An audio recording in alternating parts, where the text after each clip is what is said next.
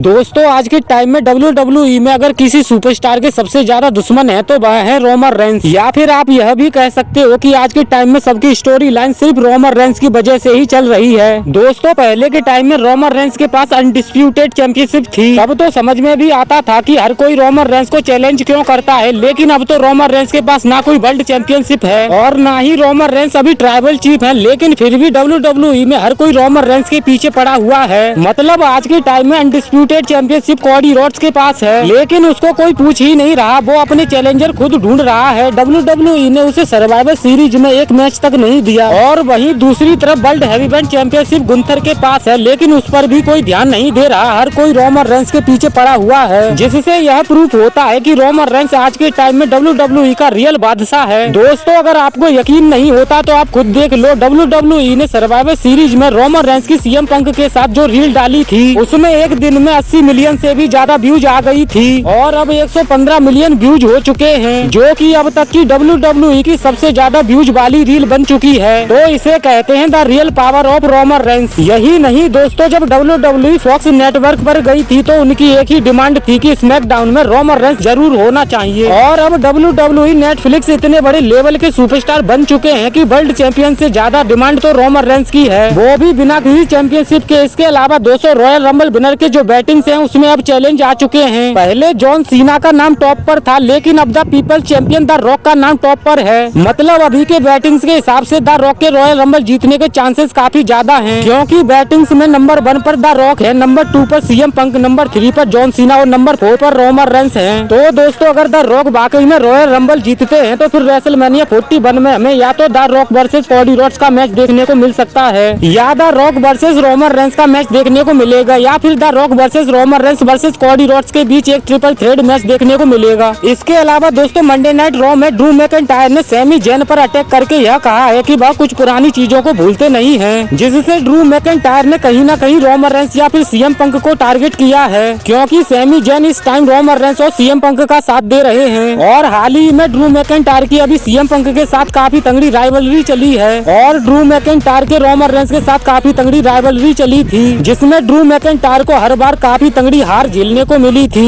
एक बार 2020 की survivor series में जे ऊसो बीच में आ गए थे, दूसरी बार 2022 की क्लैश एट द कैसल में सोलो सुकवा की वजह से ड्रू मैकइंटायर रोमन रेंस से हार गए थे। तो दोस्तों एक तरह से ब्रॉन्सन रीड के इंजर्ड होने के बाद WWE ने ड्रू मैकइंटायर को ब्रॉन्सन रीड की जगह रख दिया है, ताकि वो एक तरह से सोलो सुकवा की ब्लड लाइन की मदद कर सके। इसके अलावा दोस्तों काफी तगड़े रूमर्स आ रहे हैं कि ब्रॉक लेसनर का रिटर्न हमें रॉयल रंबल 2025 में देखने को मिल सकता है। अगर ऐसा हुआ तो फिर फ्यूचर में हमें पॉल हेमन को लेकर ब्रॉक लेसनर वर्सेस CM पंक वर्सेस रोमन रेंस के बीच एक ट्रिपल थ्रेड मैच देखने को मिल सकता है कि कौन है रियल पॉल हेमन गाय। लेकिन फिर भी दोस्तों आपको क्या लगता है वह आप हमें कमेंट के थ्रू बता सकते हैं। तो दोस्तों यह थी हमारी आज की वीडियो, अगर अच्छी लगी हो तो प्लीज वीडियो को लाइक और चैनल को सब्सक्राइब करना ना भूले। मिलते हैं नेक्स्ट वीडियो में, तब तक के लिए जय हिंद भाइयों।